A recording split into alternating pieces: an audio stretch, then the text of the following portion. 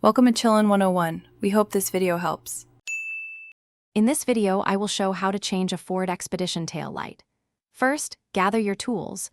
You'll need a flathead screwdriver, a Phillips head screwdriver, and the correct replacement bulb. Always make sure your vehicle is completely turned off and the parking brake is firmly engaged for safety.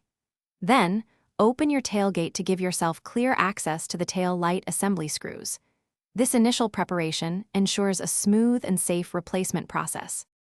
Now let's get to the tail light assembly itself. You'll see two visible screws on the inner edge of the assembly. Use your Phillips head screwdriver to remove them.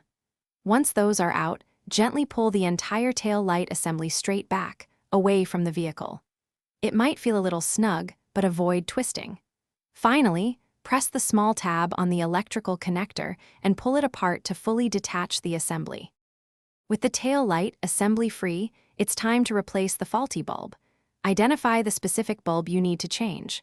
Twist the bulb socket about 1/4 of a turn counterclockwise to release it from the housing. Carefully pull the old bulb straight out from the socket. Sometimes a gentle wiggle helps. Then, take your new bulb and firmly push it straight into the socket until it's seated correctly. Avoid touching the glass of the new bulb with bare hands. Almost done.